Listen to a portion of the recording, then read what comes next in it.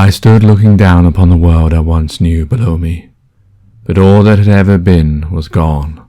In its place was the dead, and soon I would join them. I looked towards Valentine, who still had a smile on his face.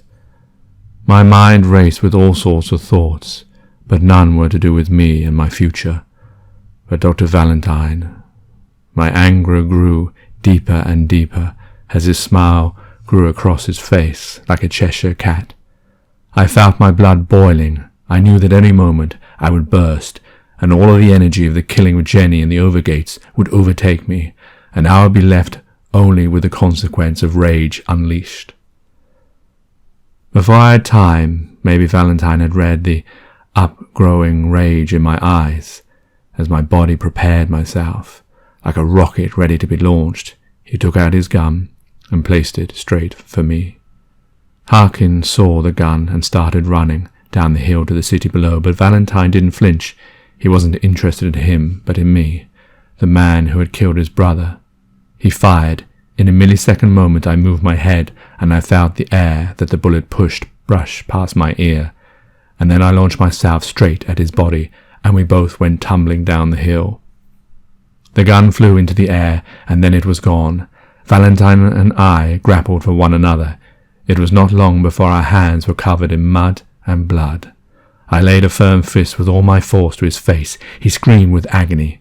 I felt my blood boil, and a sense of well-being came over me as I transferred my anger into the man who had ignited it. "This is your time, Valentine. This is your time. Now I shall give you a taste of your medicine. You will reap the rewards of your mercies. Meet your death, Valentine. Meet it well." I laid another punch into him, but he moved his body, leaving my fist firm in the ground. He stood up and retrieved a long knife that looked more like an axe than a knife, and launched it straight at my back, of which it firmly implanted itself. I screamed out with pain. Harkin was still running, shouting and screaming, whilst Valentine and I battled each other, for only one of us would survive this onslaught. One of us would be of the living, and the other would return to the soil from whence it became. He pulled the long knife out of my back, my blood dripping from the shiny, spotless blade. I turned and charged straight at him, knocking the blade into the air. He fell to the ground. I looked up and placed my hand upon the falling blade. It slid through my palm, but I had a firm hold of it. Like symbiosis, it had become part of me, and I raised my arm up above his head. For the first time, his eyes lit up in fear. "Bishop, no, Bishop, let me live, let me live." But the balance of my arm had only one direction it would fall, and with the full force it came slicing down upon his head. It cracked his skull, and then like jelly it oozed as it penetrated beneath. He yelled with agony. As he did so, my mind brought an image when I had killed a rat in my garden some months before. It had been injured, and unlike usual, I was able to creep up to it, and with a handy broom I brought the full force of my arm down upon it. It squealed in pain, and then transfixed at the pain and what I had done.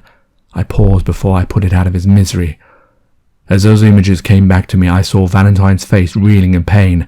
I tried to move my hand from the blade, but we were all conjoined. We had become one, I, the blade, and Valentine. What had I done, I thought, as I moved my other hand to try and hold his head back together, but the blade, like a hot knife in butter, was splitting it open. I tried to pull my hand from the blade, but as I did so, another crack came. Valentine screamed a high-pitched noise like an animal in distress, and grabbed hold of my arm to keep me in place. "I knew you had it in you," he said, as his last cry of pain was cut short, and he was dead. I tugged at the blade, trying to pull my hand free, when a hand came from behind and held the blade, allowing me to slip my hand away. It was Harkin. I stood up and dusted myself down, not noticing that my clothes were painted with the blood of Valentine. In full view of Harkin, I looked at his face and looked down upon my clothes to see what I'd done. "You killed him," said Harkin. I didn't answer. All I could think of was Valentine's last words. "I knew you had it in you." What had he meant? But it was all clear to what he had meant. He knew that he was a carrier, that his death would be slow and painful, and had come back to me in order that I would kill him quickly, as death was the only one thing he was certain of. Even in his last act, he had his last laugh. Jenny was dead, the Overgates and now Valentine. Harkin and I were all that was left. We returned back to the place I had left the bus and took some explosives that Jenny had got from the abandoned lorry that I now knew Harkin had left, and planted them around a school nearby. I lit the touch paper and ran back to the bus where Harkin sat waiting. He said to me, "What have you done?" Before I had time to answer, the building blew up and bricks hit the roof of the bus as I started the engine and we drove off. I had done as I said I would to Jenny. I did it in her memory. The fiery red furnace burned away as the embers rose to the sky, as the soul does the body. We said goodbye to the place where we had lived and were set to move on to the next, to meet the Scraggs that Valentine had talked of.